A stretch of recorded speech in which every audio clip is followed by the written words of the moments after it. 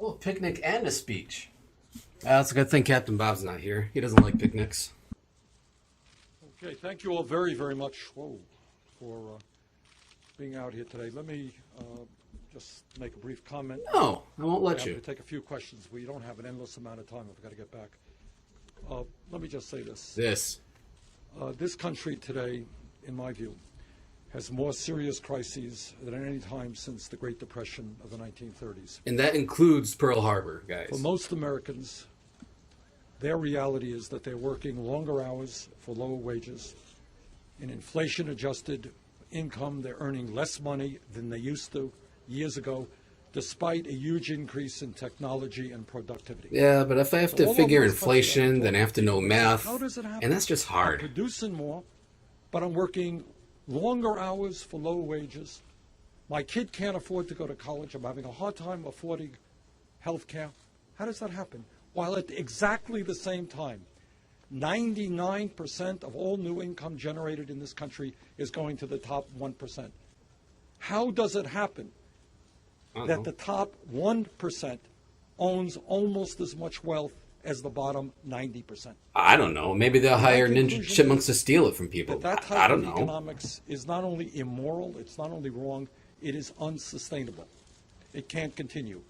We can't continue having a nation in which we have the highest rate of childhood poverty of any major nation on earth at the same time as we're seeing a proliferation of millionaires and billionaires. Ooh, I like that word. So that's the major issue. Proliferation.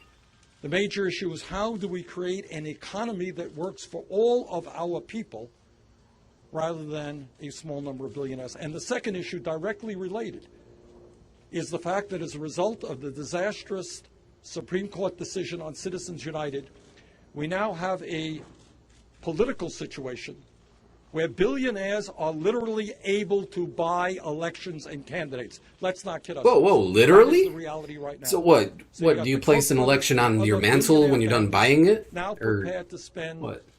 hundreds and hundreds of millions of dollars in elections to buy the candidates of their choice, often extreme right-wing candidates. Oh, seem to be missing I'm the something, former Bernard. chairman of the Senate Veterans Committee, and I can There tell we you, I go. can't believe that the men and women who defended American democracy fought to create a situation where billionaires own the political process. That's a huge issue that we've got to deal with. Yeah, we've also got a Right price now, on our in head terms from of Jabba issues, the Hutt. We That's a have pretty a big Republican issue to deal with, Party too. with virtually few exceptions that does not even recognize the reality of climate change, let alone that it is caused by human activity, let alone that the scientific community tells us this is the major global environmental crisis that we face.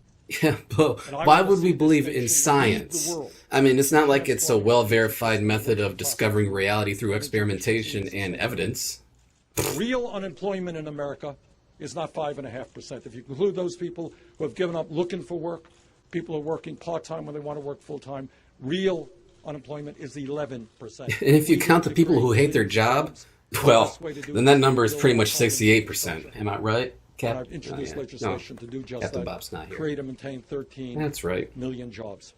In my state of Vermont and throughout this country, young people, bright, young, able to keep kids, cannot afford to go to college, and others are leaving school deeply in debt. In Germany, countries around the world, they understand that you tap the intellectual capabilities of young people, you make college tuition in public universities and public colleges free. That's my view as well. So there are enormous issues facing this country. Now let me conclude by saying Fair. this, and I say this to the media. I've never run a negative ad in my life. I've been in many campaigns, and you ask the people of Vermont, they will tell you Bernie Sanders has never run a negative ad. I hate and detest these 30-second ugly negative ads. They remind me of my first I lover. believe that in a democracy, what elections are about are serious debates over serious issues, not political gossip, not making campaigns into soap operas. This is not the Red Sox versus the Yankees. This is the debate over major issues facing the American people. Honest people. My conservative friends differ with me, and that's fine. That's called democracy. That's a good thing.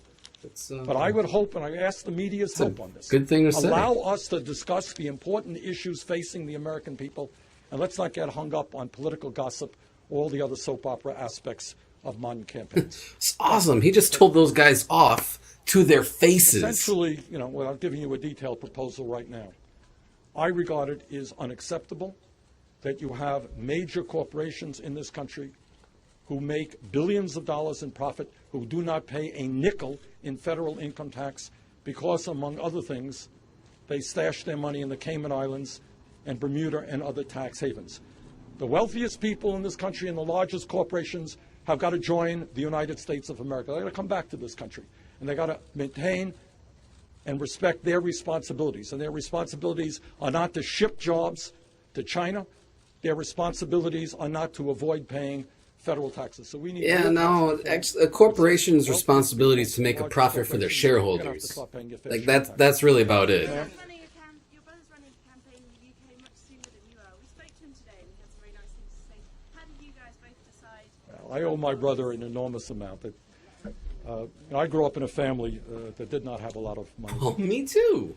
My dad came to this country at the age of 17, dropped out of high school, never made any money. My mother graduated high school. We didn't have a whole lot of books in the house. Yeah, I can It was tell. my brother who actually introduced me to a lot of my ideas. So I hope my brother does very well in his race for parliament in the UK.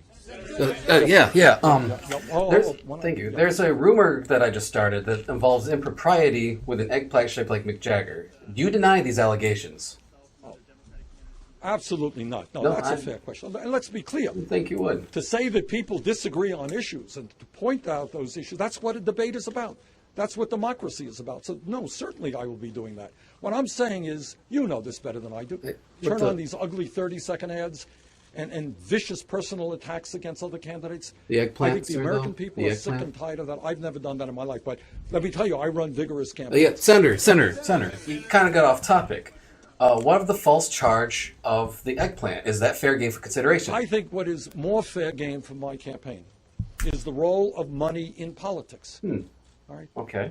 Where are the conflicts Nice of dodge. interest when the Koch brothers are going to be spending $900 million in this campaign, making them a lot of their money from fossil fuel, and having a platform which, as I understand it, calls for the elimination of Social Security, Medicare, and Medicaid, ideas which are increasingly palatable to my Republican colleagues. You think that's a conflict of interest? So the issue here is not the Clinton Foundation. That's a fair issue.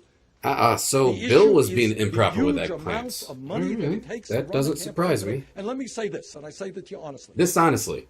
One of the hesitancies I had about deciding whether to run or not was obviously dealing with money. I'm not going to get money from the Koch brothers, and I'm not going to get money from billionaires. I'm going to have to raise. Yeah, maybe you should be my looking for the campaign Fago cousins to help you out. to BernieSanders.com, small individual contributions. That's how I'm going to do it. But I seriously wonder, and it's not just Bernie Sanders. I wonder why wonder people now use the who's third person when thinking referring to whether it's possible themselves. for any candidate who is not a billionaire or who is not beholden to the billionaire class to be able to run successful campaigns. And if that is the case, I want you all to recognize what a sad state of affairs that is for American democracy. Yeah, but what a fantastic state of affairs for American oligarchy. Well, it's too early. You know, we don't know what Hillary's stances are on all of the issues. Her stances are whatever the polls say will get her Let me elected. conclude on this. Be honest. I voted against the war in Iraq. And not only did I vote against it, I helped lead the effort. And many of the things that I said back then turned out to be true. I mean, the massive destabilization in the region. I am helping right now to lead the effort against the Trans-Pacific Partnership because I believe it continues a trend of horrendous trade policies which have cost us millions of decent-paying jobs. I helped lead the effort against the Keystone Pipeline because I don't think we should be transporting some of the dirtiest fuel in the world, and we've got to be really vigorous in terms of transforming. I don't like it when old people our say the word energy vigorous. It's system. just So those are ugh. some of Bad my image. views. And we'll see where Secretary Clinton comes out. All right, with that, I better get going. Senator, Last question. Yeah, last question. are you dodging my baseless assertion that? Oh, sorry. I Oh, thought no, he was not at talking all. to me. No, we're in this race to win. But it's not a question, but you got to understand. I ask people to understand my history. Man, I don't even You are understand my looking at a history. guy What makes you think I'll understand undisputedly yours? Who has the most unusual political history of anybody in the United States Congress. I voted against free nachos in the I'm the cafeteria. longest serving independent in the history of the Congress. I've run for statewide office. I got 1% of the vote. I don't know if I should be proud of that, but my last election I got 71% of the vote. The point is, that's not the right question. The question is, Why didn't I buy that raise the toupee? issues that are on the hearts and minds of the American people. if you try to put together a movement which says we have got to stand together as a people and say that this capital, this beautiful capital, our country belonged to all of us and not the billionaire class, that's not raising an issue. That is winning elections. That's where the American people are. All right, thank you very much. Well, it actually made a lot of sense. Doesn't have a chance in the greater election. Poor guy. Hey, thanks for watching, everybody. Sorry for the abysmal uploading we've been doing. This is just sort of a side project of ours, and our lives tend to get in the way from time to time. Speaking of that, that's why Captain Bob couldn't be here. He should be back soon. I hope. I think. So normally when we do these, we try to do at least some basic research into the more factual statements that the politicians are saying, but more so we don't accidentally sound as stupid as they do. In this one, Bernie Sanders only really kind of told his opinion on things. I didn't really see much need to look up too many of the things he said. In the first minute or two of the speech though, he did say a couple factual things that I wanted to look up real quick. I put my quick research in the doobly-doo if you wanted to check the links out on that. I do encourage you to do a little more research than I did though. So what are your thoughts on Bernie Sanders or any of the policies brought up? You can leave your thoughts down in the comments below. And get ready for a flame war. These political discussions tend to get ugly pretty quickly. And I love reading them.